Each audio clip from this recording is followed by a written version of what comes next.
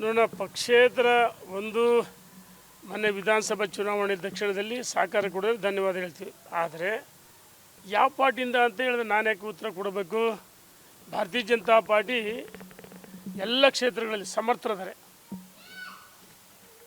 ಅವರು ಪಕ್ಷೇತರ ಸ್ಪರ್ಧೆ ಮಾಡಲಿ, ಅದು ಅವ್ರ ವ್ಯಕ್ತಿ ವಿಚಾರ. ಆದರೆ ಭಾರತೀಯ ಜನತಾ ಪಾರ್ಟಿಗೆ ಹೊನ್ನಾಳಿಯಲ್ಲಿ ನಾನು ಸ್ಪಷ್ಟವಾಗಿ ನಾನು ಸ್ಪರ್ಧೆ ಮಾಡ್ತೀನಿ. ದಾವಣಗೆರೆ ಉತ್ತರದಲ್ಲಿ ಮೊನ್ನೆ ತಾನೇ ಸ್ಪರ್ಧೆ ಮಾಡಿ ಸೋತಂಥ ಲೋಕಿಕೇನ ನಾರಾಜಿದ್ದಾರೆ. ಅವ್ರ ಜೊತೆಗೆ 8-10 ಜನ ಅಪೇಕ್ಷಿತರಿದ್ದಾರೆ. ಮತ್ತು ಚನ್ನಗಿರಿ ಇರ್ಬೋದು, ಉಳಿದೆಲ್ಲ ಕ್ಷೇತ್ರಗಳಲ್ಲಿ ಜಗಳೂರು ಭಾರತೀಯ ಜನತಾ ಪಾರ್ಟಿ ಅಭ್ಯರ್ಥಿಗಳು ಸಮರ್ಥರಿದ್ದಾರೆ.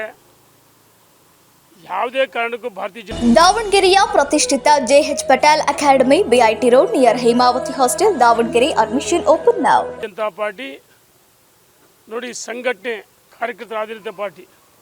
ಪಕ್ಷಕ್ಕೆ ನಮ್ಮದು ಕೊಡುಗೆ ಇದೆ. ಕಾರ್ಯಕರ್ತರ ಮಧ್ಯೆ ಬೆರ್ತಿದ್ದೀವಿ, ಜನಸಾಮಾನ್ಯರ ಮಧ್ಯೆ ಬೆರ್ತಿದ್ದೀವಿ.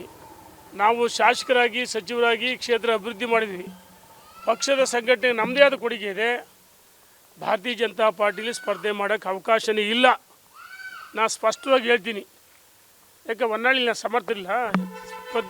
ಪಕ್ಷೇತರ ಸ್ಪರ್ಧೆ ಮಾಡ್ಬೋದು, ಅದನ್ನು ಸ್ಪರ್ಧೆ ಮಾಡಬೇಡ ಅಂತ ಹೇಳಕ್ಕೆ ನನಗೆ ಅಧಿಕಾರ ಇಲ್ಲ. ಉತ್ತರದಲ್ಲಿ ಒಂದು ನಿಮಿಷ ಹೇಳ್ತೀನಿ. ಉತ್ತರದಲ್ಲಿ ಸೋತ ಅಭ್ಯರ್ಥಿ ಲೋಕೇಶ ನಾರಾಜಿದ್ದಾರೆ ಮತ್ತು 8 ಜನ ಆಕಾಂಕ್ಷಿಗಳಿದ್ದಾರೆ.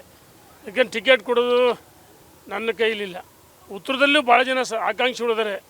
ಲೋಕಿಕೇದ ಸೋತುದು ಅಂತ ಹೇಳಿದ್ದೀನಿ. ಮತ್ತು ಭಾಳಷ್ಟು ಜನ ಆಕಾಂಕ್ಷಿಗಳಿದ್ದಾರೆ.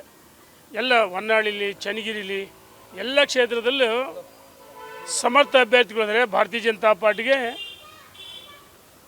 ಕೊಡುಗೆ ಇದೆ.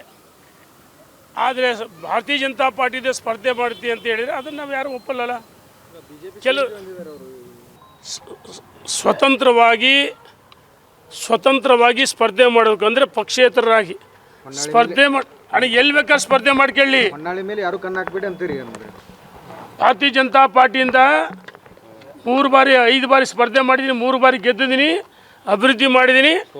ಏನು ಸೋತರು ನಾನೇನು ಈನಾವೇ ಸೋತಿಲ್ಲ. ನಾನೇ ಅಭ್ಯರ್ಥಿಯ ಸ್ಪರ್ಧೆ ಮಾಡ್ತೀನಿ, ಪ್ರಶ್ನೆ ಇಲ್ಲ. ಪ್ರಶ್ನೆ ಇಲ್ಲ ಅಂತ ಹೇಳ್ತಿಲ್ಲ. ಜನಮಾನಸದಲ್ಲಿ ನಾನು ಅದೀನಿ.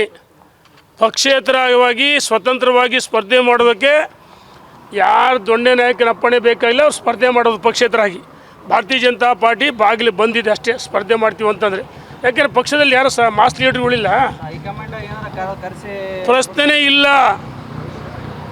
ಹೈಕಮಾಂಡ್ ಆ ರೀತಿ ಯಾರು ದುಡ್ತಾರೆ ಅವ್ರಿಗೆ ಕೊಡ್ತಾರೆ.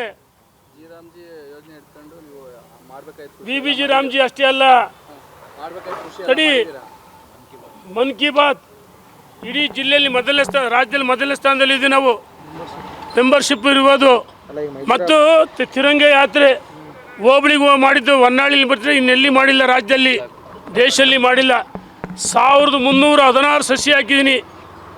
ಏಕ್ ಪೇಡ್ ಮಾಕೆ ನಾಮ್ ನರೇಂದ್ರ ಮೋದಿಯವರ ಅಪೇಕ್ಷೆ ಮೇರೆಗೆ 1316 ಸಸಿ ಹಾಕಿದ್ದು ದೇಶದಲ್ಲಿ ಮೊದಲಿಗೆ. ಹೊನ್ನಾಳಿ ನ್ಯಾಮತಿ ಅವಳಿ ತಾಲೂಕು, ನಾನೆಲ್ಲ ಹೊನ್ನಾಳಿ ನ್ಯಾಮತಿ ಅವಳಿ ತಾಲೂಕು ಕಾರ್ಯಕರ್ತರ ಮುಖಂಡರು, ಅಧ್ಯಕ್ಷರು, ಮಂಡಲ ಅಧ್ಯಕ್ಷರು ಎಲ್ಲರ ಸಹಕಾರದಿಂದ BBG ರಾಮ್ಜಿ 1300 ಸ್ಥಳಗಳಲ್ಲಿ ಕಾರ್ಯಕ್ರಮ ಮಾಡಿದ್ದೀವಿ ಎಲ್ಲರ ಸಹಕಾರದಿಂದ. ಮತ್ತು 119 ಕಿಲೋಮೀಟ್ರ್ 800.800 ಪಾದಯಾತ್ರೆ ಮಾಡಿದ್ವಿ ರಣ ಬಿಸಿಲಿನಲ್ಲಿ. ಹಾಗಾಗಿ ಹೊನ್ನಾಳಿ ನ್ಯಾಮತಿ ಅವಳಿ ತಾಲೂಕು ಭಾರತೀಯ ಜನತಾ ಪಾರ್ಟಿ ಸಂಘಟನೆ ಮಜಬೂತಿದೆ.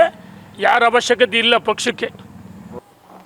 ಪಕ್ಷೇತರ ಸ್ಪರ್ಧೆ ಮಾಡುವುದಕ್ಕೆ ಸರ್ವ ಸ್ವತಂತ್ರರು ಯಾವ ಕ್ಷೇತ್ರದಲ್ಲಿ ಸ್ಪರ್ಧೆ ಮಾಡ್ಬೋದು. BJP ಪ್ರಶ್ನೆ ಇಲ್ಲ. ನಾನು ಹೇಳ್ತಿಲ್ಲ, ಹೊನ್ನಾಳಿಲಿ ನಾನೇ ಅಭ್ಯರ್ಥಿ. ಯಾರು ನಾನು ಸೋತಿದ್ದೀನಿ.